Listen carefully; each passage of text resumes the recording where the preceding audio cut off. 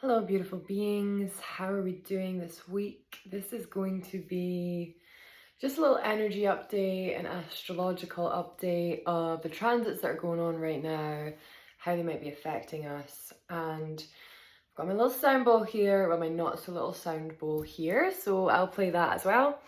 And I also want to say thank you so much to everyone who has recently joined the channel. It's grown quite quickly over the past couple of weeks, which is awesome. So I just want to say thank you if you're new here. Thank you for subscribing, and please feel free to comment on videos or make requests for content if you want to do that. Thank you for being here and supporting my channel. It means a lot. So honestly, this week, it's Wednesday, so we have like the full moon hangover today from the Capricorn full moon. So I want to just start by inviting you to breathe. So wherever you might be, whether you are at a desk or lying down, or maybe you're on public transport, as long as you're not driving, then you can join in this exercise of closing your eyes, coming into your body, connecting with your breath.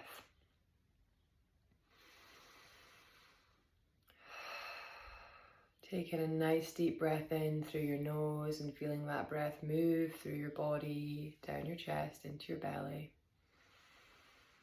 Letting your belly expand and then breathing out. Encouraging you to sigh out the mouth. Repeating this a couple more times, and each time just noticing how you can create more space within your body with each breath.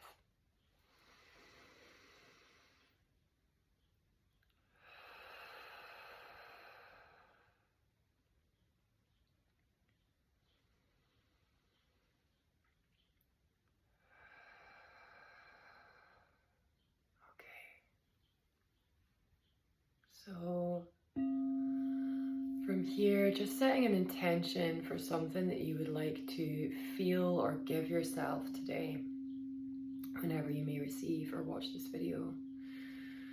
Asking your heart, what does it need? And for me, and probably for a lot of us this week, because of this Capricorn full moon, there could be an energy of criticism, like self-criticism, and really thinking like, oh, we need to be further up the mountain than we actually are.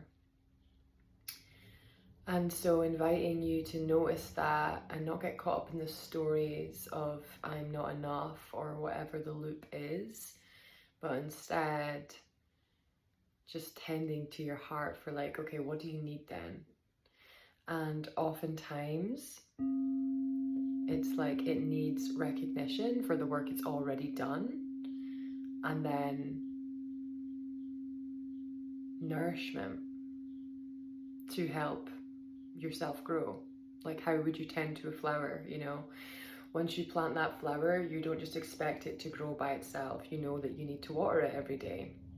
And sometimes you might need to give it food, and you need to make sure that there's no, bugs or slugs going to eat it. So we have to tend to ourselves in the same way. And then when you're ready, and once you know what your intention is, you can just place your hands, the palm of your hands together at your heart center. Just close your eyes. Take a nice deep breath in. And on the exhale, you're going to blow out that wish. That intention, that wish, blow it out into the universe, so that you're co-creating with the universe, so that you're not alone. Okay. So let's get into it. Today is Wednesday, the 1st of July. We are officially in July. Oh my God. Wild times. And yeah, it's insane to me that this is the 7th month of the year. I feel like for a lot of us this year, in some ways might have felt slow, but like when we're in it, but then in other ways it's like, how the hell is it suddenly July? Like, time has actually gone very fast. And if you're in the Northern Hemisphere, if you live in the UK, then you might just be like, well, yeah, because we had such a long and deep winter and we've not really had much of a summer. We've had like a good few summery days. Like, maybe if you're down south in London, you're going to be like, oh no, like we have summer because it's like really hot. But it's also very foggy and cloudy, and so when the weather is foggy and cloudy, it can make us feel foggy and cloudy, or just like a little bit like we can't quite see the gap through the clouds to get clarity on where we're going or what we're doing. Or perhaps you do have clarity on that, but the motivation isn't fully there. And this is something that I've noticed within everyone at the moment, that we're all just feeling a little bit empty or a little bit in this liminal transitory phase where like the old self is dying and the new timeline and the new self hasn't come in yet. And it's a really slow process, and it feels weird that we're in this process over summer, because we're used to just feeling like, yay, summer, like upbeat, you know, like sun energy, which is vitality, self-expression, authenticity, confidence, getting out in the world. So don't worry if you're not feeling like that. Like, don't feel like there's something wrong with you, because there's absolutely not. And so, you know, we're in Cancer season. Mercury is also in Cancer. Mercury rules our mind. So it's the things that we're thinking about. It's the things that we are communicating and expressing or not expressing. And because Mercury is in Cancer, Cancer is a very introverted sign, you know, it's the crab. So it likes to protect its space. It is a very protective being of its own self, and also of who it lets into its space, and then also of like who it cares about. It's very protective of its loved ones. And so, you know, when Mercury wants to express and be doing things quickly, Mercury in Cancer changes that energy to be very introverted and to pull that energy inwards and to really become aware of the internal musings and the changes that are going on within us and our inner world, instead of what's happening out there. And I think this is actually the medicine that we all kind of need right now, because there's so much happening out there all the time. There's so much change within the media, within the world, within, you know, like we're bombarded with worldwide footage, which, you know, our ancestors, they didn't never have to deal with that stuff. And so it was easier for them to just stay focused on their lives, their village, their community. So Mercury in Cancer is kind of like taking us back into that village, like that lives within our ancestry and within our own homes and within our community around us. So you might be really longing for community during this transit. And this is because when we're working with astrology, we want to look at, yes, the sign. So the sign is Cancer, but then also the housing system can help us understand that sign more as well. And so in the housing system in astrology, the houses is like where things are going to play out in your life. So the fourth house is ruled by Cancer. It's Cancer's house. And the fourth house is all about roots, ancestry, your home, your lineage, where you come from. And that can be positive or negative influences.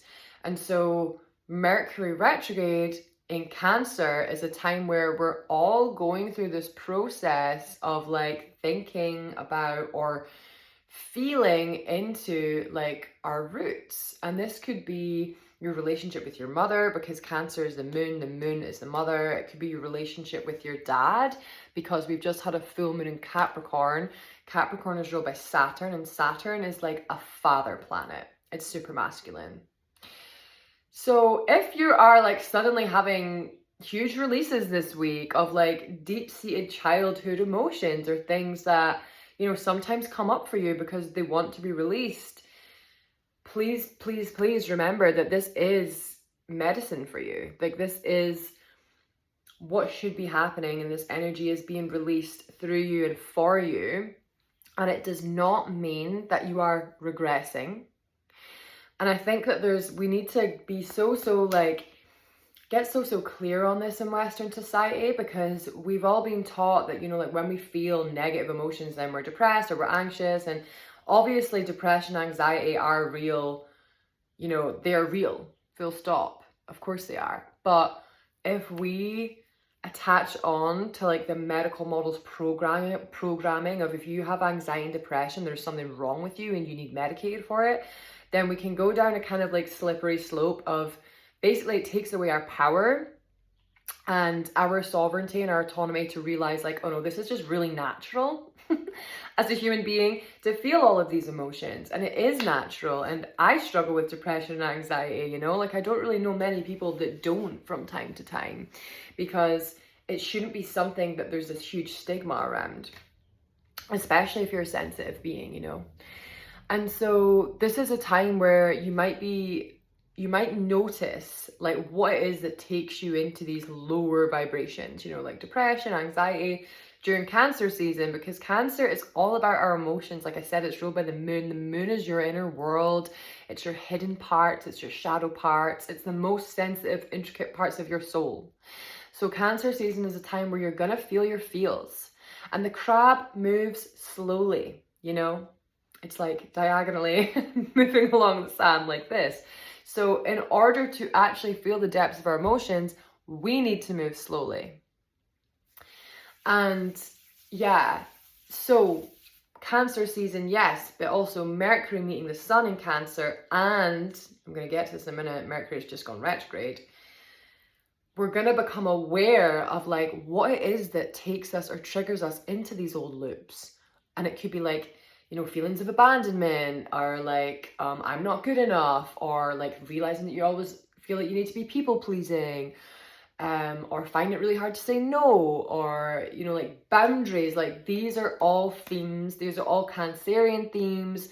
These are all themes that you need to listen to and work with, and this is a really powerful time to do so. And Mercury is actually going to be in Cancer up until August. I think it's like the 9th of August, which is a long time. It's because it's going retrograde, which means it'll stay in the sign for longer. And so, you know, this whole summer, it's a summer of healing. It is a summer of healing, of deep healing, especially if you have Cancer placements. You're going to feel it. You're going to feel it, honey. And even though there might be stuff going on in your, you know, your life, you might be moving, you might be going on holiday, you might be, I don't know, getting a new job, like there might be change going on, but still there's this undercurrent, this internal undercurrent of emotion moving through. And yeah, it's a time where we need to learn to soften and listen to it, because if you don't soften, if you don't listen to it, then the emotion gets suppressed, it gets pushed down into our bodies, the body holds on to it, and then at some point there'll be one tiny thing that triggers it, and it'll just, poof, the floodgates will open, you know, and that might be tears, that might be depression, that might be anger, like whatever it is that you kind of like your release is, that might happen. So yeah, Cancer season and Mercury in Cancer, it's a sensitive time, and I want you to really honor that for what it is. I am giving myself permission to slow down. I'm only seeing a few clients over the next month because I can feel that I'm in like a deep transition period, and I have been for about a month now. Sorry, about 2 months now, really, since Pluto went retrograde for me. It's been a lot of internal changes. And so, yes, next point, Mercury retrograde. So Mercury has just gone retrograde. I'm sure all of you know what that is, because it's like the most kind of popular transit. It's like the most talked about transit in astrology, and it's because it happens 3 times a year, so it happens a lot, and it's noticeable. It's noticeable for everyone. And it's really funny, like when you then like speak to people, like when I used to work in the salon doing readings, and people would be like, oh, like my car broke down, or just got it, and then I got fixed, and then, you know, I went over like a nail on the road and the tire burst, and like just all this random stuff keeps happening, and then I cracked my phone, and then I got it fixed, and then I, you know, like I dropped it and it fell in the loo, like random crazy annoying stuff with technology and transport, likely to be a Mercury retrograde. And so there's always this kind of chaos energy with Mercury retrograde, but Mercury is the mind. Retrograde means it's slowing down. It appears to be moving backwards, but it's not, like the planet.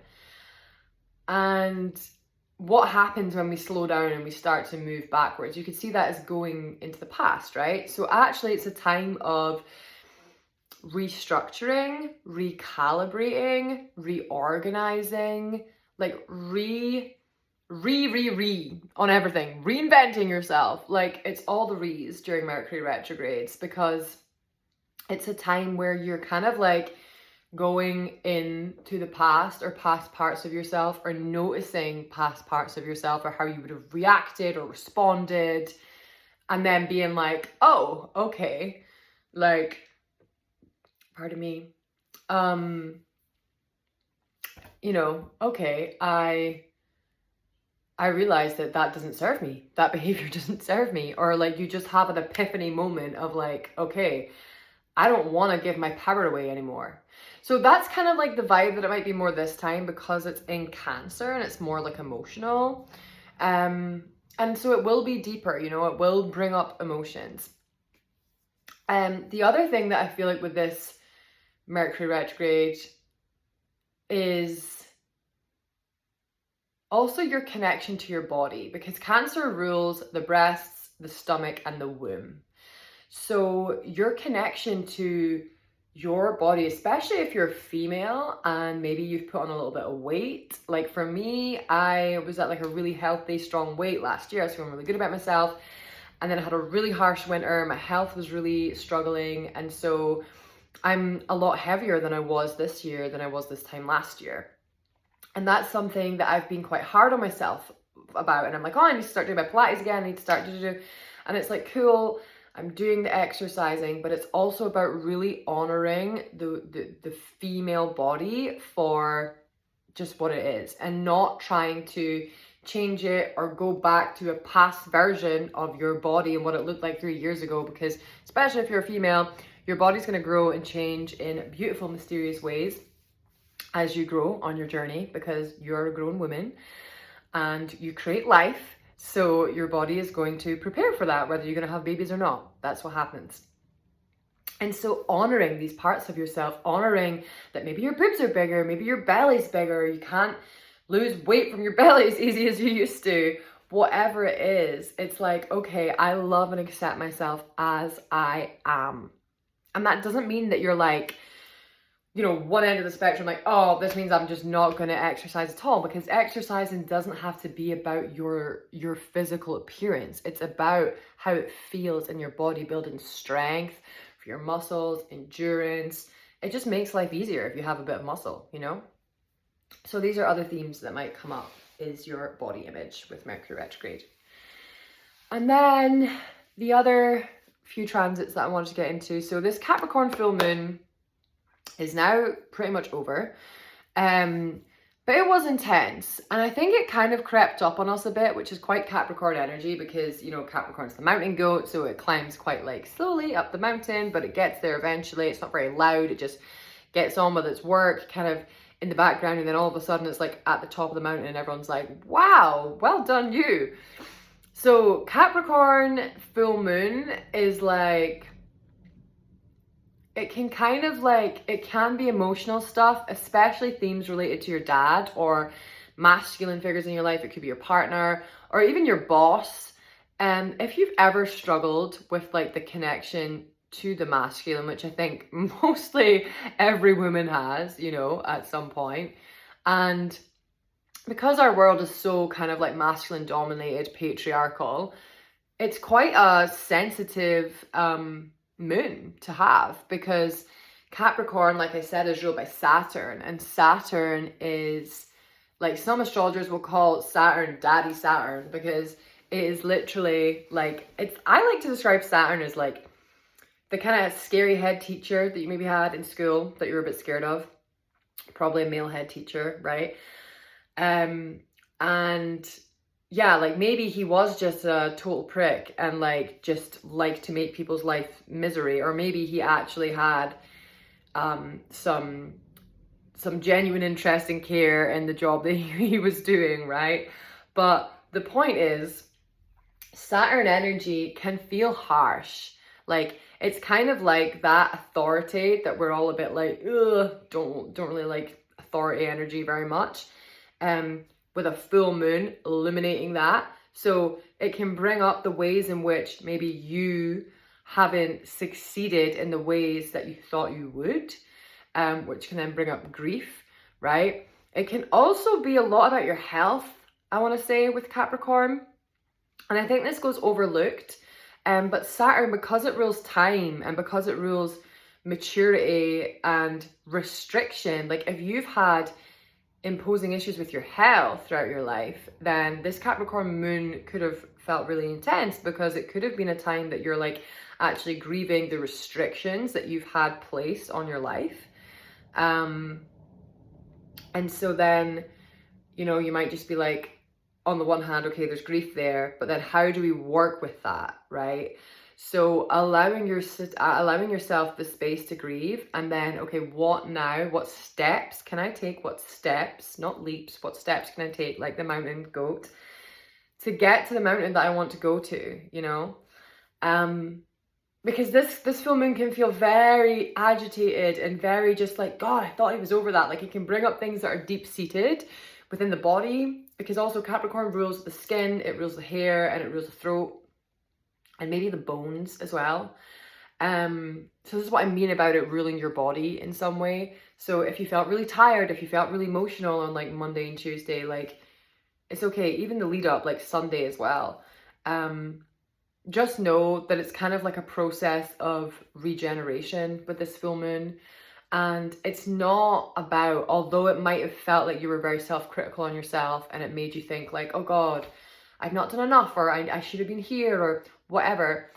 Really, it's like it wants to shine light on what have you already overcome?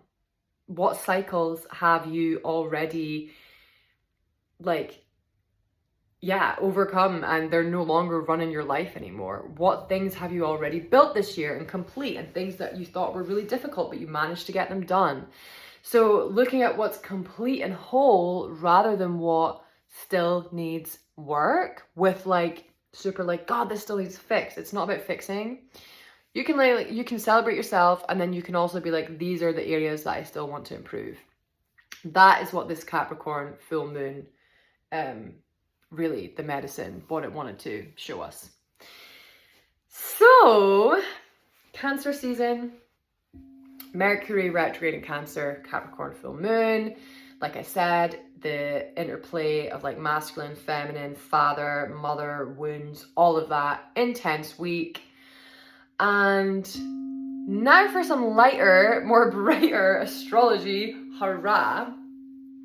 You may have heard Jupiter, which is my favorite planet, I have it tattooed on my chest, is now in Leo.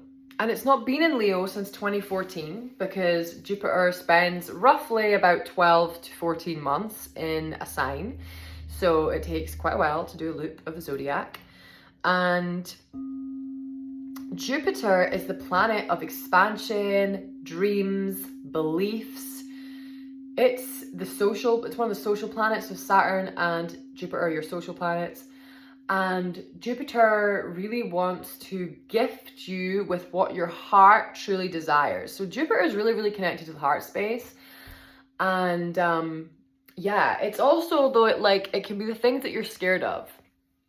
Because the things that we are hopeful for, we could also have fears towards them, you know? It could be like, oh, I really, really want this job, but I'm also really scared because, like, will I be able to do it? I really, really want to move to this country and start a new life, but I'm also terrified because what if it doesn't work out? So these are kind of like the themes of Jupiter. Because Jupiter has been in Cancer for the past year, it's been a lot about like home and healing. And there might have been death in your family, and there might have been deep healing, or you might have rekindled a relationship, or you may have, maybe one of your grandparents passed. Like, whatever it was, though, it was likely very close to home and close to your heart with Jupiter in Cancer. But it could be that there was also then a gift through whatever like loss there might have been, or maybe there was a rekindling, because then that emotional gift, it might have healed something within you. Now Jupiter's in Leo. This is like party time, baby. This is like, Leo is the lion. Leo is the film star. Leo is the sun, the sun that shines brightly and shines its light on everything so that everything can grow and thrive. So Jupiter in Leo is a very, very happy placement indeed.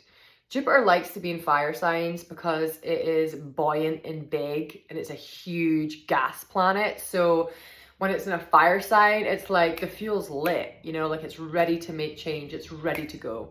So if you are a Leo, this is your year. This is our year. I'm a Leo too. So it's a time where like you're ready to be seen.